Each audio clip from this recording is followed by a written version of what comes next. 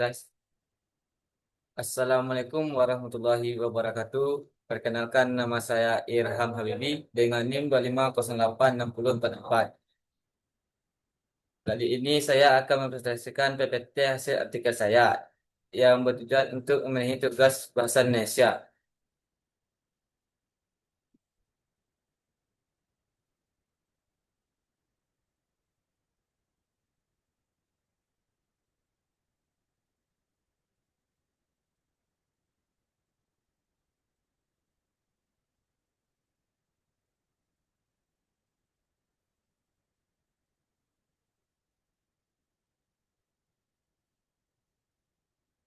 Yang pertama, latar belakang. Latar belakang pendidikan berkualitas merupakan tujuan keempat dalam Sustainable Development Goals yang bertujuan menjamin pendidikan yang inklusif, merata, dan berkualitas bagi semua orang di Indonesia. Sistem pendidikan masih banyak berorientasi pada pencapaian akademik atau aspek kognitif, sehingga pengembangan karakter peserta didik seringkali kurang mendapatkan perhatian. Padahal pendidikan yang berkualitas tidak hanya menghasilkan siswa yang cerdas secara intelektual, tetapi juga memiliki karakter yang baik. Dalam hal ini, PJOK memiliki peran penting karena mampu mengembangkan aspek fisik, mental, sosial, dan karakter peserta didik melalui berbagai aktivitas olahraga dan pembelajaran yang melibatkan kerjasama, disiplin, serta sportivitas.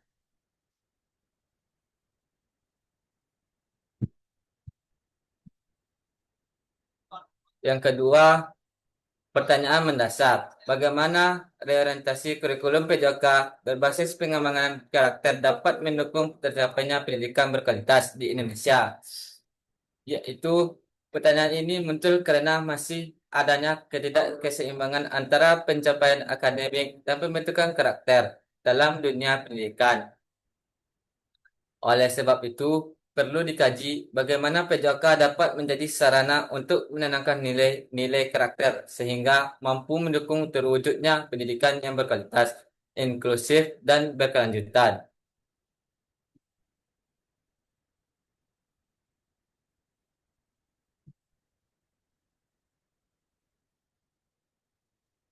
Tujuan penulisan ini adalah untuk merumuskan orientasi kurikulum PJOK yang berfokus pada pengembangan karakter sebagai solusi strategis dalam mendukung pembangunan berkelanjutan dan pendidikan bermutu di Indonesia. Selain itu, penyelesaian ini bertujuan menunjukkan bahwa PJOK tidak hanya berfungsi meningkatkan kebugaran jasmani, tetapi juga membentuk karakter peserta didik agar menjadi pribadi yang disiplin, bertanggung jawab, dan mampu bekerja sama dengan orang lain.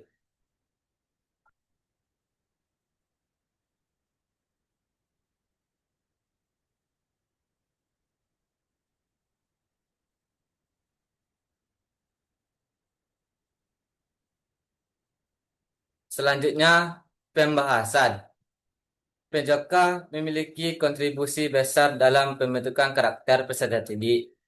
Melalui berbagai aktivitas, olahraga, dan permainan, siswa belajar tentang disiplin dalam mengikuti aturan, tanggung jawab terhadap tugas yang diberikan, kerjasama dalam tim, serta sportivitas dalam menerima kemenangan maupun kekalahan.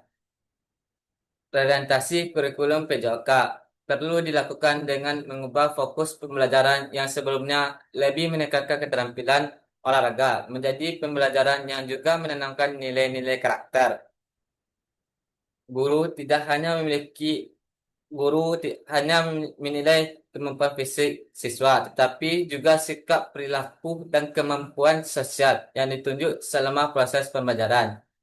Selain itu, pembelajaran PJOK harus bersifat inklusif dan humanis.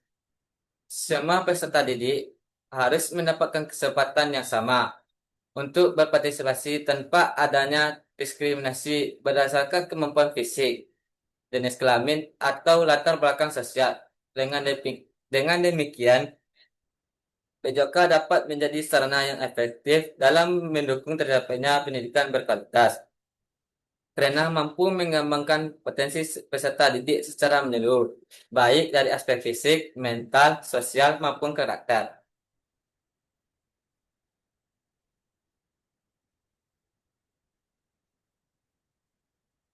Baik, selanjutnya kesimpulan.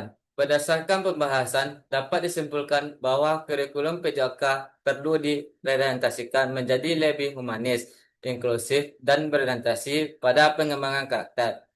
PJK tidak hanya berfungsi sebagai mata pelajaran yang meningkatkan kebugaran jasmani, tetapi juga sebagai sarana pembentukan karakter serta didik melalui penanaman nilai disiplin, tanggung jawab, kerjasama, dan sportivitas. Dengan demikian, PJK dapat menjadi salah satu pilar penting dalam menciptakan generasi yang berkarakter, tangguh, dan siap menghadapi tantangan global.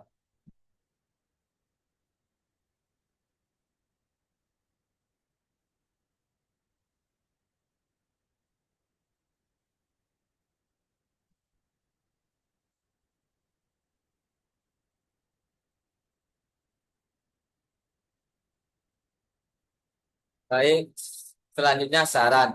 Panduan yang lebih jelas mengenai selanjutnya saran.